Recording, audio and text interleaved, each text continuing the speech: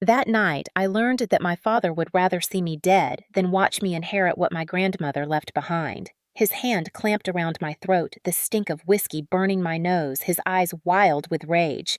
"You will never see Grandma's will reading," he shouted, spittle striking my cheek. Before I could breathe, he shoved me against the wall, glass shattering at my feet, a knife flashing in his hand.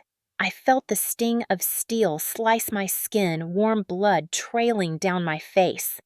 The man who once carried me on his shoulders now looked at me like I was an intruder in his house. "You were never meant to be part of this family," he hissed. My vision blurred as his grip tightened, black spots blooming before my eyes. In that instant, I believed my own father would kill me to keep me from the truth. Then the hallway exploded with light and noise. The front door crashed open. Voices thundered, police dropped the weapon. Flashlights cut through the darkness as 3 officers rushed forward. My father froze for a split second, then lunged, but they slammed him to the floor, the knife skittering across the wood. I collapsed to my knees, coughing my lip, split blood dripping onto my blouse.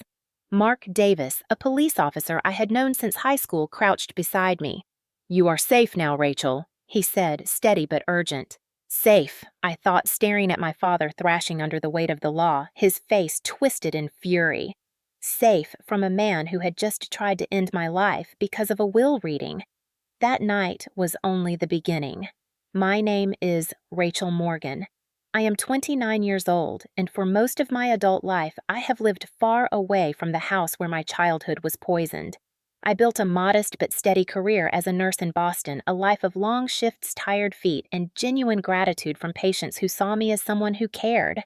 That life, though simple, gave me something my family never gave me: respect. My parents, Richard and Linda Morgan, lived in Connecticut in a mansion inherited from my grandmother, Eleanor, a woman of immense vision and the true architect of the Morgan fortune.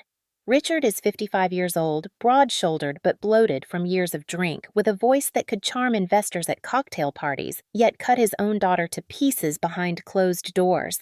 He ruled our family like a dictator, demanding loyalty but giving only anger.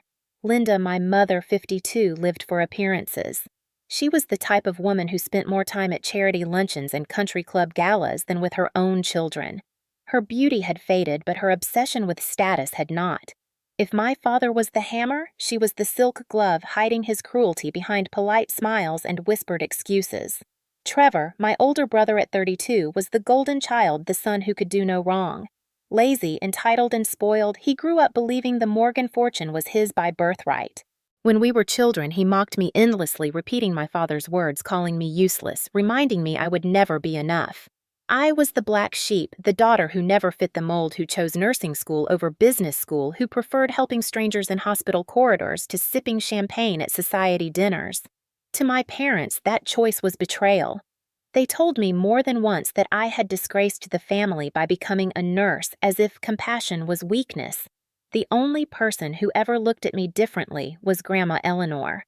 She was 84 when she died, but until her final months, her mind was sharp as a blade. She had built Morgan Holdings from a single rundown apartment complex into a regional empire of real estate and development.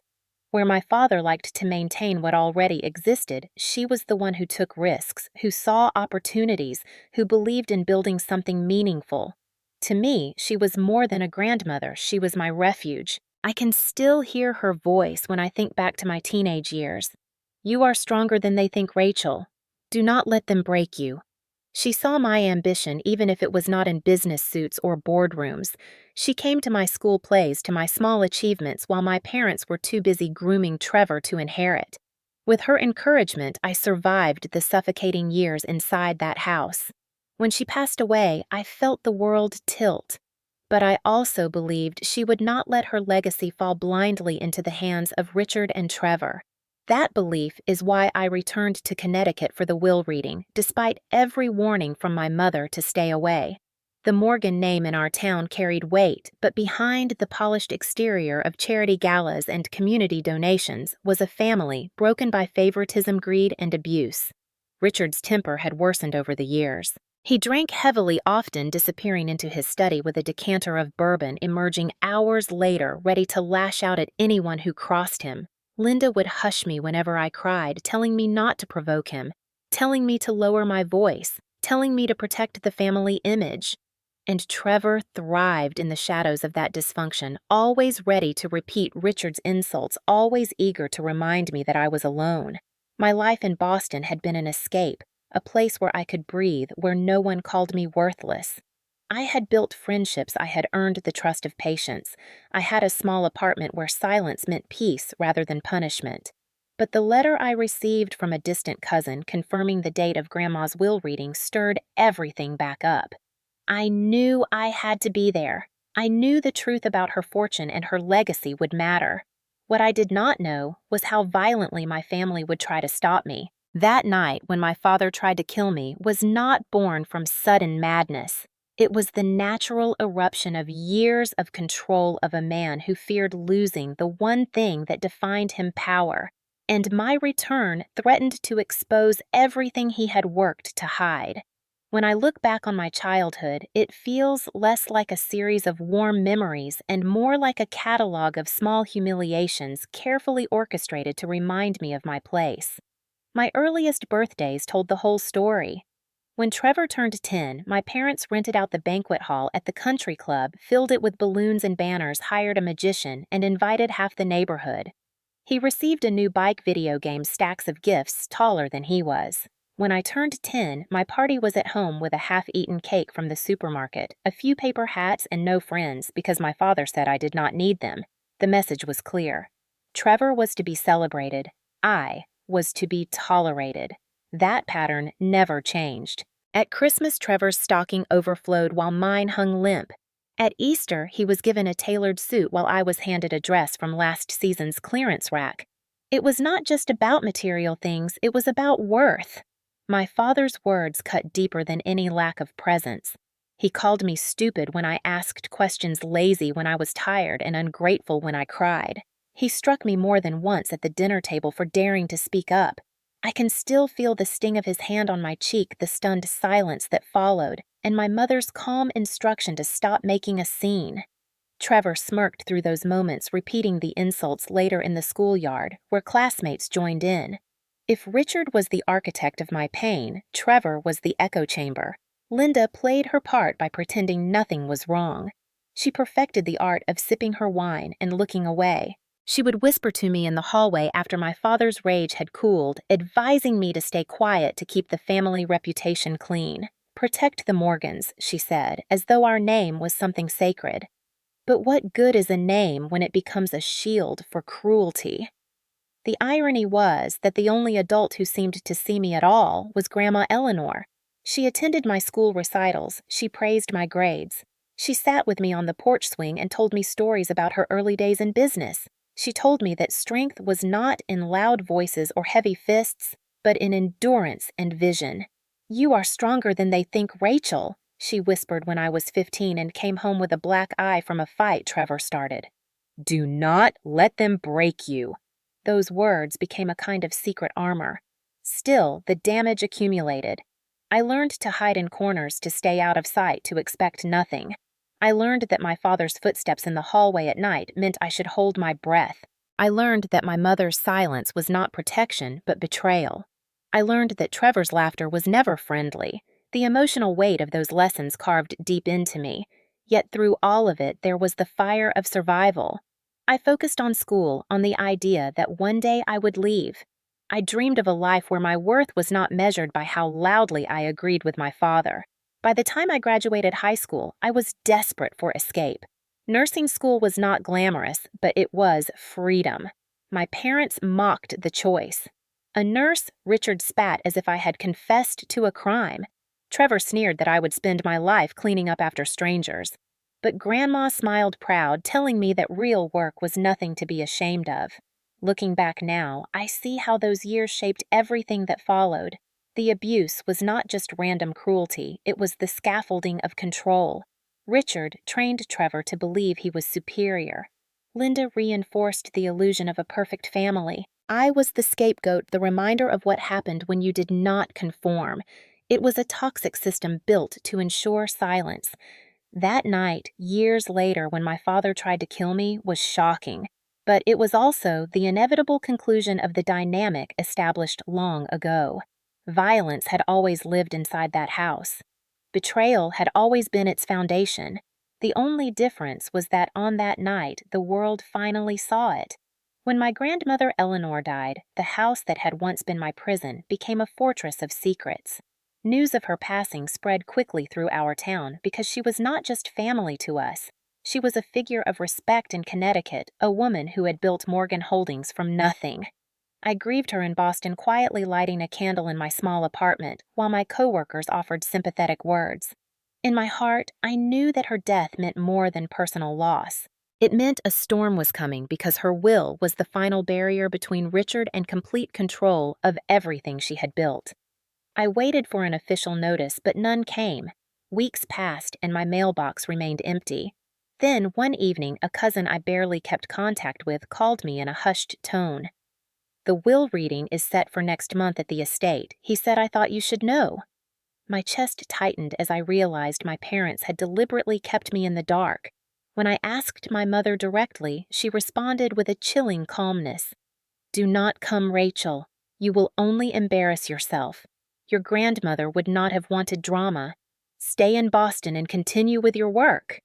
I could hear the clinking of her wine glass as she spoke, as if my presence or absence was just another item on her social calendar. My father was less subtle.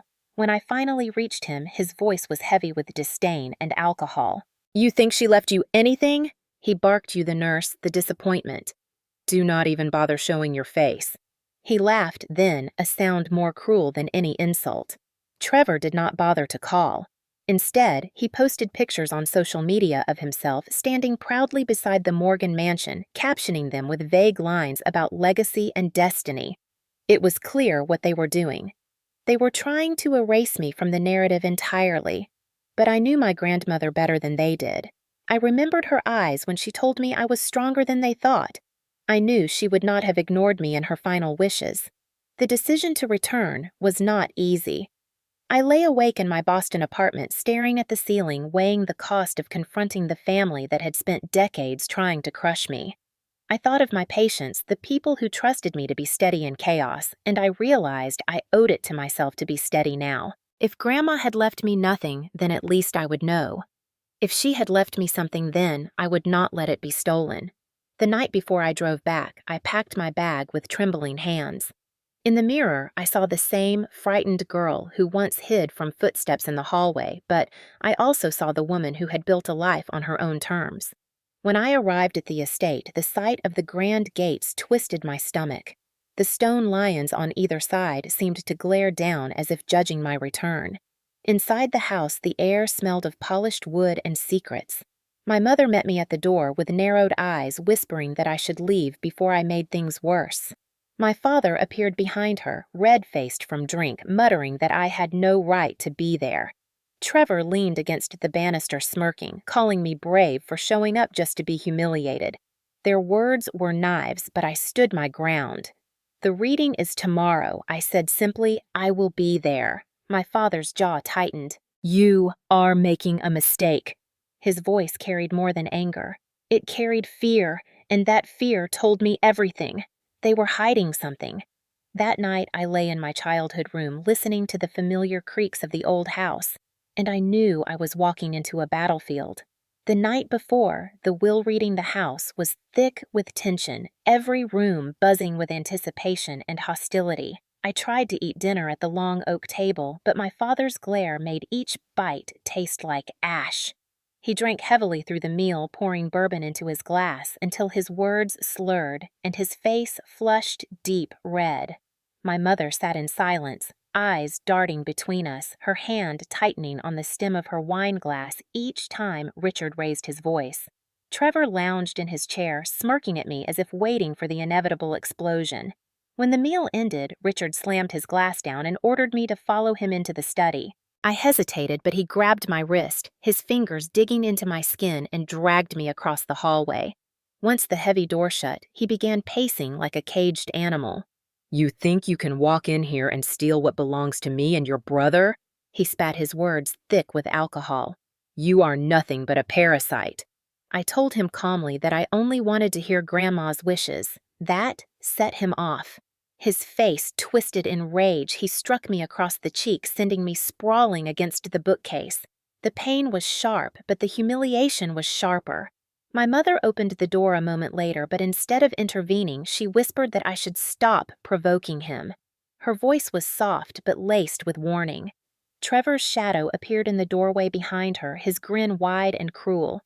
"Maybe she should just leave tonight," he suggested. "No one wants her here anyway." My father nodded, his eyes blazing. "That is exactly what she will do." He locked the door and told me I would not leave the study until I promised to drive away in the morning.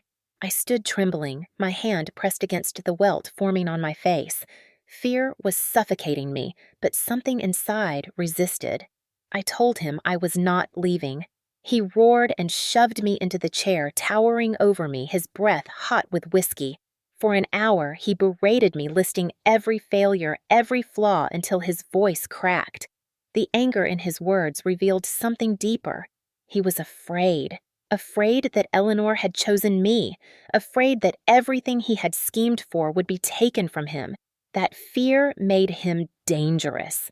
When he left the room briefly, I reached into my bag and pulled out a second phone, a cheap backup I always carried. With shaking hands, I typed a message to Mark Davis, my old friend who was now a local police officer. "Dad is drunk and violent. He will hurt me. Please help." I slipped the phone back just as Richard returned, eyes narrowing as if he sensed my defiance. He ordered me upstairs and followed closely, making sure I could not slip away. In my childhood bedroom, he pushed me inside and locked the door from the outside. "You are done here." "Rachel," he shouted, "tomorrow the lawyer will read the truth and you will wish you never came." His footsteps echoed down the hall, but the lock clicked tight. I sat on the bed shaking, clutching the bruises on my arms, waiting in silence. Minutes stretched into hours until the sound of heavy boots returned. The door burst open and Richard stumbled in, a knife glinting in his hand, fury blazing across his face. Trevor's laughter echoed faintly down the hallway as if he knew exactly what was about to happen. My father lunged, snarling that I would never see the will reading. In that moment, every memory of my childhood collided into one truth. The abuse had always been leading here to this act of desperation. I screamed and struggled, the blade cutting my skin, my breath strangled under his grip. Just as darkness crept into my vision, the crash of wood shattered the air. Police stormed the hallway, Mark among them shouting commands. Richard froze for a split second before they dragged him to the ground. The knife clattered away my father's curses, filling the house as cuffs snapped around his wrists. My body collapsed onto the floor, trembling with shock and relief. Mark crouched beside me, his hand steady on my shoulder. "You are safe now, Rachel." His voice anchored me in the chaos. My mother sobbed at the end of the hall. Trevor stood pale and silent, and the house that had always hidden our secrets was suddenly wide open to the world. That night was not the end of the nightmare. It was only the beginning of the reckoning that waited at the will reading. The morning of the will reading arrived, bright and cold sunlight streaming through the tall windows of the Morgan estate as if mocking the darkness that had played out only hours before. My father had spent the night in custody after the violent outburst, but the event was not delayed. The lawyer insisted the proceedings continue as scheduled, and that only made the atmosphere inside the mansion heavier. My mother sat stiffly in a black dress in the grand library, her pearl necklace perfectly aligned, her hands trembling slightly, no matter how tightly she clasped them. Trevor positioned himself near the fireplace, smug and confident, glancing at me with a look that promised humiliation. He was certain that Eleanor had chosen him as heir, certain that his role as the favored son would finally be rewarded in front of the entire family. I entered the room quietly, my face still swollen from the night before, the bruise dark against my cheekbone, the cut on my lip visible. Conversations faltered as relatives and witnesses turned their eyes toward me. The silence said everything. I was not supposed to be here, not supposed to have survived my father's rage, but here I was. The lawyer, Mr. Henderson, adjusted his glasses and cleared his throat. "Thank you all for gathering." As you know, Eleanor Morgan wished for her estate to be settled in her lifetime rather than leaving disputes for after her passing. Today we will review her final will and the assignments of her fortune and company. My mother straightened in her chair. Trevor smirked wider, and I gripped the armrest, bracing myself. Mr. Henderson began with smaller provisions donations to charities Eleanor supported scholarships she had arranged, then he shifted to family. Richard Morgan, he read, will receive a modest stipend for the remainder of his life, subject to the oversight of the trust. My mother's sharp inhale cut through the room. Linda Morgan will receive the same. A ripple of shock spread across the gathered faces. Trevor laughed under his breath, assuming his portion was about to be massive. Henderson continued, Trevor Morgan will not inherit ownership or control of Morgan Holdings. He will be provided with a one-time settlement sufficient to establish an independent life separate from the company. Trevor's laughter froze. His face flushed crimson, his body jerked forward as he sputtered in protest. That is absurd, he shouted. I am the rightful heir.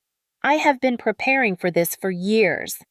Henderson ignored him, his eyes moving down the page. And finally, Rachel Morgan Eleanor's eldest granddaughter will inherit controlling interest in Morgan Holdings and be appointed as the new chairwoman of the board. The room erupted. Gasps, whispers, the scrape of chairs against wood. My mother clutched her pearls so tightly I thought they might snap. Trevor leapt to his feet, his voice rising in fury. She is nothing. She is a nurse. She has no business sense. This cannot be real. Henderson raised his hand for silence, but the noise only grew. My relatives exchanged looks of disbelief, some shaking their heads, others nodding slowly as if they had suspected something. I sat frozen, my heart pounding. After years of being dismissed, ignored, beaten down, the words felt unreal. Heirs are chosen by worth, Eleanor's letter explained in Henderson's hand. Rachel has demonstrated integrity, resilience, and vision. She alone carries forward the values I intended for this family. Trevor's voice cracked into a scream. No! He slammed his fist against the mantel. My mother rose, her voice sharp as a blade. This will is forged. My husband will never allow it. At that moment, the doors at the back of the library opened. All heads turned. 2 officers escorted Richard into the room in cuffs, his face pale, but still defiant. Gasps echoed again. He had been permitted to attend under supervision to witness the reading. He glared at me with eyes that promised revenge.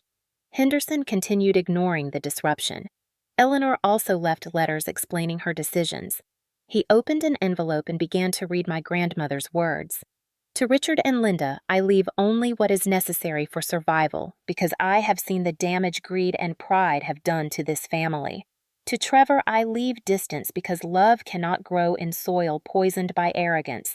And to Rachel, I leave the company because she understands that worth is not measured by privilege, but by perseverance. The room was silent as Henderson folded the letter. My mother's face crumpled. Trevor shouted curses, and my father sat rigid in his chair, his chains clinking softly as he flexed his fists. For the first time in my life, I was no longer the black sheep. I was the heir, and that truth shook the walls of the Morgan house more than any outburst of violence. Henderson cleared his throat. These provisions are final and legally binding. Any challenges must go through the courts, but the evidence of Eleanor's intent is ironclad. My mother collapsed back into her chair, sobbing. Trevor stormed out of the room, slamming the door so hard the portraits rattled. I sat still, my hands trembling, my chest rising with a mixture of triumph and fear. The battle lines were drawn, and this was only the opening salvo. Just as the uproar seemed unbearable, Mr. Henderson raised his hand once more. There is one more item, he said. Eleanor anticipated that her decisions would not be accepted quietly. She prepared something to make her wishes undeniable. From his leather briefcase, he drew a small flash drive and inserted it into the laptop on the table. The large screen in the library flickered to life. Gasps echoed when the image of my grandmother appeared seated in her favorite armchair, her voice steady and her eyes sharp despite her frailty. If you are watching this, she began, then my lawyer has confirmed my passing. I want each of you to hear me not through papers or signatures, but through my own words." Her gaze moved as if she could see each of us. "Richard," she said, "my son, you have disappointed me. For years, I allowed myself to believe you could lead with dignity, but I have watched you squander what was built, twisting the company into a tool for your pride." She paused and her expression hardened. "I know about the accounts you hid the money siphoned from projects, the deception." The room fell into stunned silence. Trevor shifted nervously, his smirk evaporating. Eleanor's voice continued unwavering. "Trevor, you are my grandson, and I had hoped you would grow into responsibility. Instead, you signed whatever your father placed before you, never asking questions, never caring about consequences. You became his accomplice, not his heir." "Linda." Her tone softened for a moment. "You chose to look away. That silence has harmed this family as much as Richard's anger." Then she turned her eyes directly into the camera. "And Rachel," my throat tightened, "to you, I leave not only the company, but the truth. You endured cruelty, yet you never lost compassion. You were struck down, but always stood back up. Strength is not in domination, but in resilience, and you have it." Her voice grew firmer again. "I gathered evidence of Richard's misconduct because I knew he would not stop. Henderson, please present it now." On cue, the lawyer pulled out a thick folder of documents. Bank transfers, forged signatures, hidden shell corporations. The proof was overwhelming. Henderson laid it out for the room. "These records confirm years of embezzlement," he said. "Eleanor retained investigators months before her death. All files have been copied to federal authorities." My father erupted from his chair chains, clattering, his face pale with panic. "Lies," he shouted. "She was senile. She was manipulated." His words rang hollow against the weight of the evidence. Trevor stammered, "I did not know what I was signing. I thought it was routine." My grandmother's recorded voice cut through his protests. "You knew enough, Trevor. Ignorance is no excuse. You chose comfort over conscience."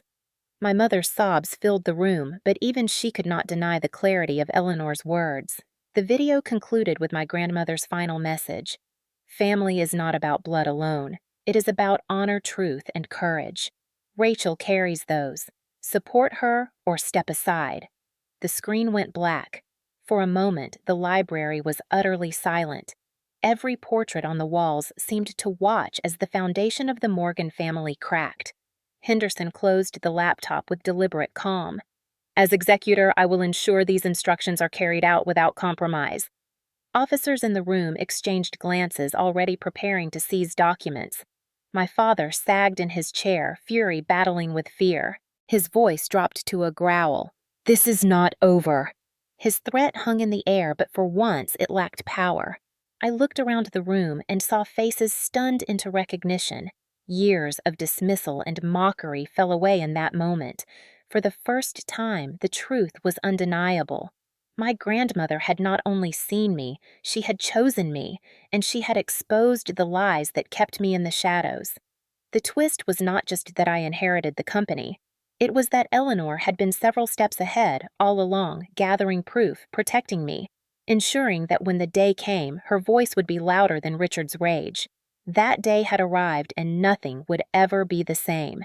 The aftermath of that revelation spread faster than wildfire. By the next morning, the headlines in the local papers screamed of scandal.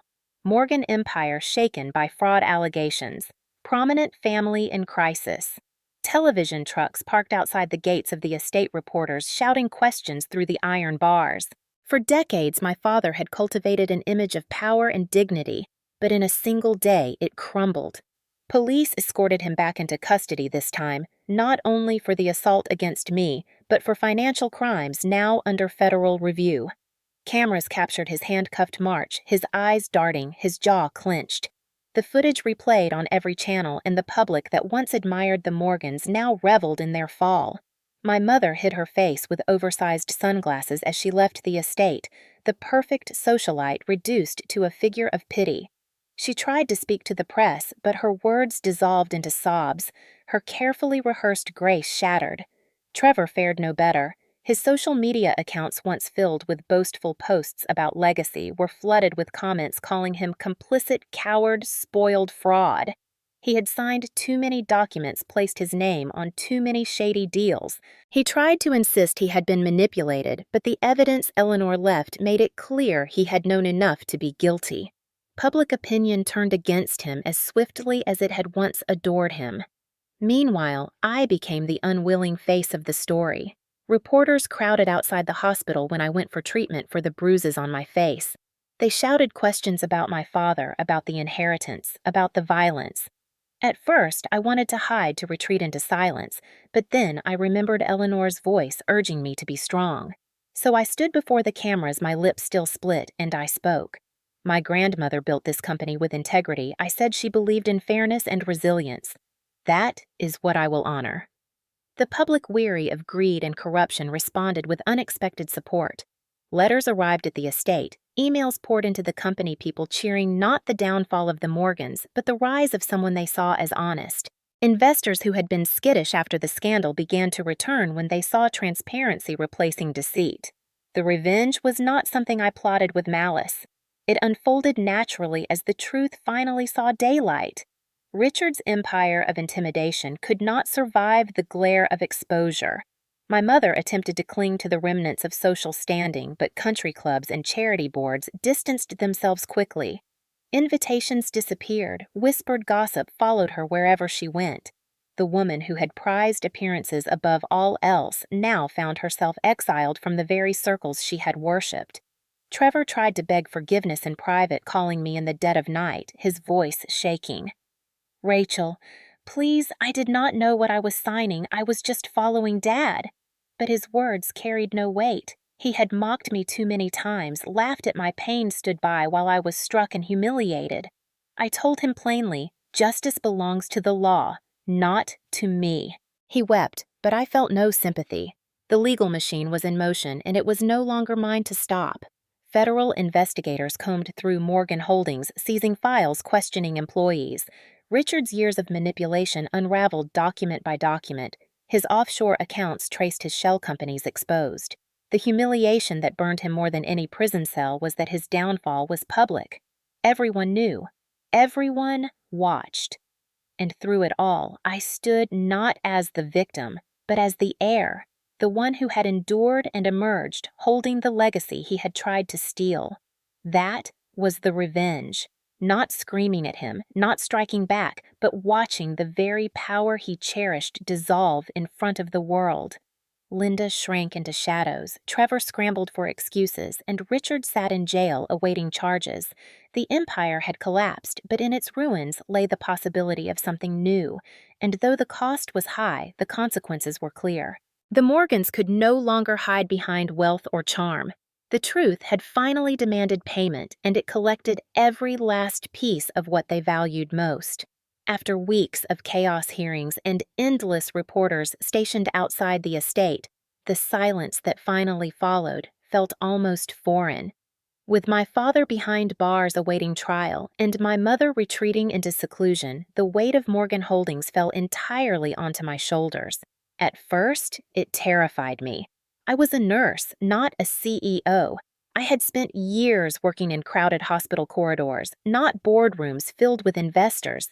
Yet every time doubt threatened to overwhelm me, I heard Eleanor's voice, steady and unyielding, reminding me that resilience was strength. I began commuting daily to the company headquarters. The offices still carried my father's heavy presence, but I replaced the dark oil portraits of Richard with photographs of Eleanor cutting ribbons at community housing projects. Employees who once avoided me now approached with tentative respect. Many whispered that they had long suspected misconduct but had been too afraid to speak. I promised them transparency, and I meant it. We opened the books, we held town hall-style meetings with staff, and slowly the mood shifted. Investors who had pulled away returned cautiously, reassured by honesty. I leaned on people who truly wanted reform, not power. And surprisingly, I found an ally in my brother Ethan, who had once abandoned the business for his music. He returned, offering his creativity in marketing and community outreach. For the first time, we worked together not as pawns in our father's games, but as siblings. Outside of the company, I began to heal personally. I moved into Eleanor's smaller lake house rather than the oppressive mansion. The rooms were filled with sunlight, and at night I sat on the porch listening to the water lap against the shore. Mark Davis visited often, checking on me, sometimes bringing groceries, sometimes just sitting silently when words felt too heavy.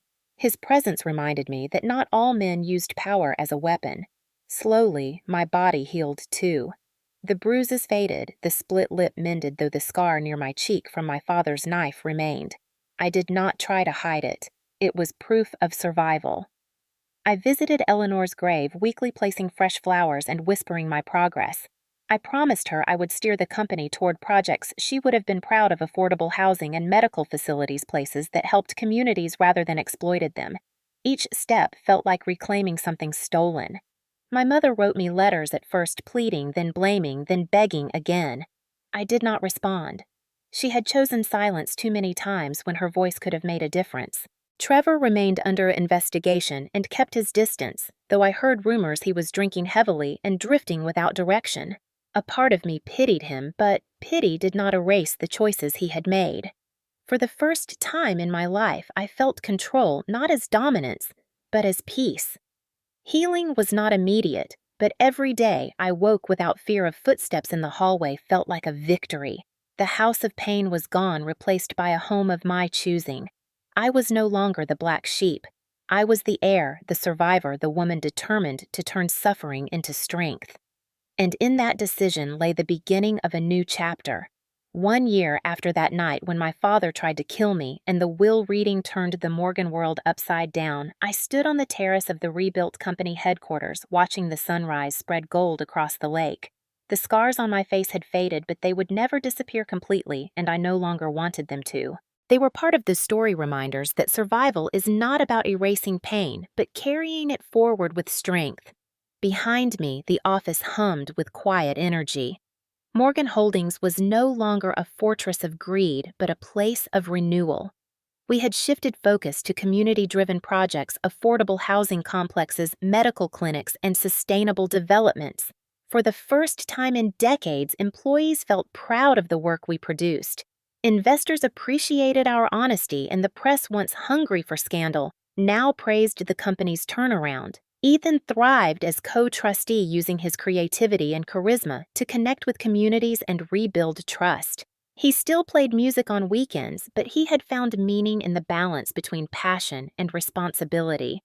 Even Trevor had begun to change. After months of legal battles and public scorn, he entered therapy. When we finally spoke face to face, he admitted he had been blind, too eager to please our father, too afraid to think for himself. I told him forgiveness would not come quickly, but that change was possible. It was the first time I had seen him without arrogance.